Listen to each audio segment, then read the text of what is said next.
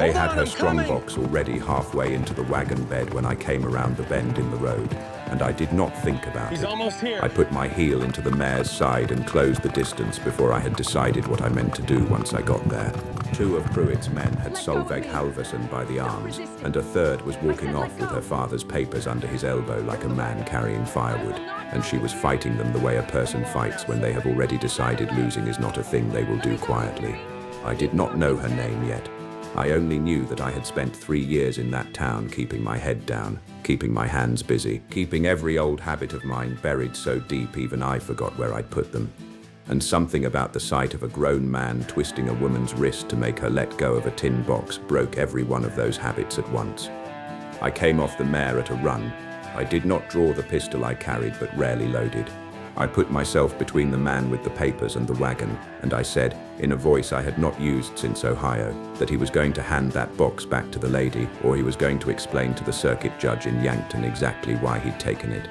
It was the first time in 3 years I had let anyone hear that I knew what the word circuit judge meant. They left, not gladly, and not without threats about Pruett hearing of this, but they left. And Solveig Halvorsen stood in the road with her braid come half undone and her chest heaving and looked at me like I was a new kind of trouble she hadn't budgeted for. I would learn later that trouble was exactly what she needed, and I would spend the better part of 2 months telling myself that was not the reason I kept coming back. My name is Thomas Reid, and before I was a ranch hand for the cutler spread outside Larkspur Hollow, I was a law clerk in Columbus, Ohio, for 6 years, and before that I was a young man who believed the law was a fence a person could lean on. I stopped believing that the year I watched a judge I clerked for sign away a widow's house on a technicality I myself had drafted, because the man who owned the note paid better than the woman who owned the grief. I did not stay in Ohio after that. I came west with nothing but a saddle, a bad conscience, and hands that had gone soft from paperwork and needed 3 winters of fence mending to earn their calluses back. I told no one in Larkspur Hollow what I used to be. It was easier to be nobody. It was easier to be a man whose hands were only good for rope and roof nails, because a man like that could not be asked to read anything and could not be blamed for what he understood. Solveig's father, Anders Halvorsen, had died in February of a fever that took him quick and left her 60 acres 4 miles east of town, a schoolhouse of 11 children who called her Miss Halvorsen, and a debt she did not know the shape of until Silas Pruett rode out with a document and a deadline. Pruett owned the grazing land on 3 sides of hers and had wanted the creek frontage on the 4th side since before her father filed his claim under the Homestead Act, back when the land office in Yankton charged $14 to register a claim and 5 years of proved-up improvement to keep it. Anders had put in 4 of those 5 years. He had built a cabin, dug a well, fenced 40 acres, and was 11 months from the day he could walk into that land office and receive a patent that made the land his beyond any man's arguing. He did not make it, and Pruett had a paper that said Anders owed him $400 against a loan for seed and stock, a loan Solveig had never heard her father mention once in her life. She could not read it herself, not the way it needed reading. She read Norwegian as well as any woman on the prairie, psalms and letters and her mother's old recipes, but the legal English on that contract, the whereases and the heretofores, the clause buried on the 2nd page that reassigned the debt against the land itself rather than against her father's estate. That was a different language entirely, built by men who wanted it to stay foreign to people like her. Pruett knew that. Pruett had chosen his lawyer in Yankton specifically because the man wrote contracts the way other men set snares. I came to her cabin 3 days after the road, telling myself I only meant to see that the strongbox men hadn't come back. She had the contract spread on her kitchen table under a lamp, her father's brass surveying compass sitting beside it the way I noticed it always sat wherever she worked, like a small anchor. She did not ask me in gently. She looked at my hands. I would learn later she'd noticed the old ink stains that never fully washed out of the right one, and she asked, straight out, whether I could read. I could have lied. God knows I had built 3 years of quiet around exactly that kind of lie. But something about the way she asked, like she already half knew and was only giving me room to admit it, made the lie not worth telling. I said yes. I said I used to draft contracts for a living, back east, before I decided I hated what that work turned me into. She did not ask more about the before. She only pushed the paper toward me and said she needed someone who wouldn't tell her what she wanted to hear. I read it twice before I said anything, because I did not trust myself to be right the first time, and because some part of me that had gone quiet for 3 years was waking up furious. The debt was real, $400, her father's signature plain at the bottom, dated 18 months back. But the clause on the second page did something her father surely never intended, and likely never understood himself. It assigned the debt, not to his estate, collectible in the ordinary way, but directly against the land, with a forfeiture clause that triggered if the debt went unpaid before the 5-year homestead proof was complete. Pruett had 30 days to call the note. If Solveig couldn't raise $400 in 30 days, the land reverted to him outright, patent or no patent, proof up or no proof up. And 11 months from the finish line, she would lose the whole 60 acres for less than what Pruett would spend on new fence posts. If she lost by morning of that deadline, she would lose the last 4 years of her father's life's work, the roof over her own head, and the only proof that Anders Halvorsen had ever meant to stay anywhere long enough to be buried in it. I told her all of it plainly. I did not soften it because she had asked me not to, and because I understood by then that softening the truth for a woman was its own kind of theft. She sat very still when I finished. Then she asked whether the clause could be broken, and I said I did not know yet, but I intended to find out, and I surprised myself by how much I meant it. We spent the better part of 2 weeks after that going through everything her father had left. His ledger, his old letters, the original claim filing he'd kept folded inside his Bible. I rode out to the land office records in the county seat on a pretext of checking fence lines and paid the clerk there 2 bits to let me copy the original survey plat. Solveig came with me twice, refusing to be left home like a piece of the furniture being discussed.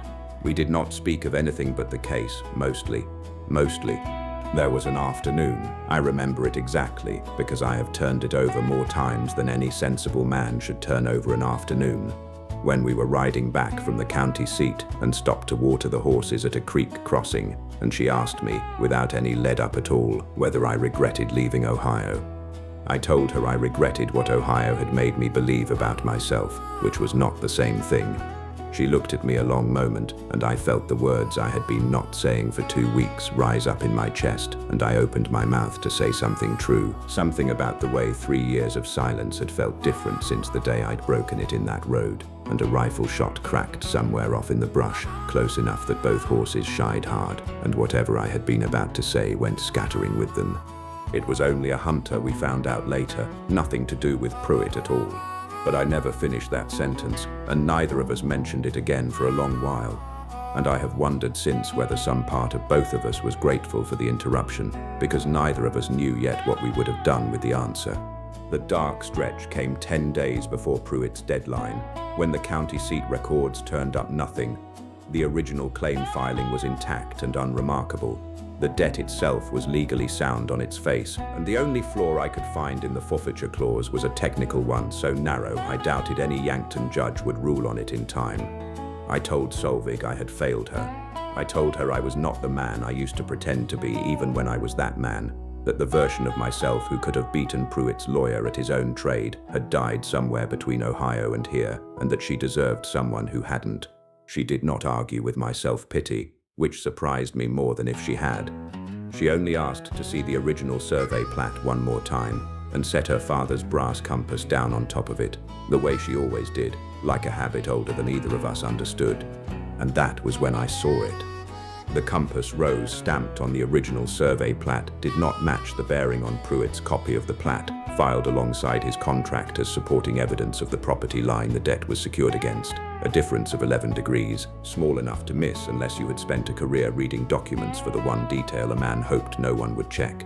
11 degrees moved the entire eastern boundary line and moved it in exactly the direction that would put Solveig's Creek frontage, the same acreage Pruett had wanted since before her father ever filed, outside her original claim altogether, meaning the land Pruett's forfeiture clause targeted was not, strictly, the land her father had actually proved up.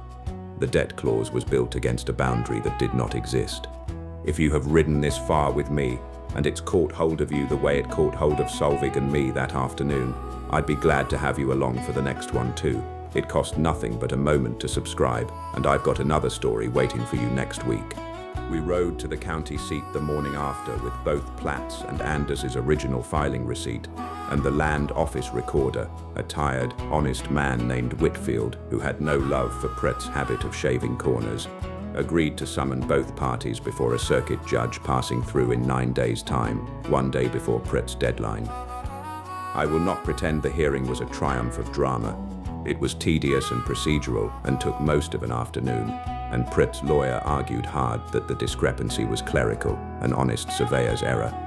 But Whitfield produced the original plat book, unaltered since filing, and the judge, a plain, unhurried man who had clearly sat through 100 land disputes exactly like this one, ruled that a forfeiture clause could not attach to acreage the debtor never legally held claim over in the first place. The debt on the correctly bounded land stood, the $400 stood, but the forfeiture and the 30-day trigger and Pruett's hope of taking the whole 60 acres over a bill her father could have paid off in installments with time to spare did not survive the 11 degrees. Solveig paid what her father truly owed in installments out of her teaching wage and the sale of 2 calves over the following year, exactly as an honest debt should be paid. Pruett did not trouble her again. Whitfield saw to it that the county recorder's office kept a closer eye on his filings from then on, which I understood to be its own kind of quiet justice. I did finish that sentence eventually. It took me until the evening after the hearing, sitting on her porch step with the compass between us on the wood, both of us worn thin with relief. I told her I did not regret Ohio anymore, because Ohio had made the man who could read that plat book, and that man had turned out to be worth something after all, worth something to her if she'd have him. She did not answer with words. She picked up her father's compass, turned it over once in her hands, and set it down again in my palm instead of hers, and told me a man ought to have something steady to carry if he meant to stay. I have carried it every day since. I still cannot tell you exactly whether it points truer than any other compass I have owned, but it has never once led me wrong. That's the truth of it as I lived it and no more. If it rode with you a while, stay close. I've got another for you next week.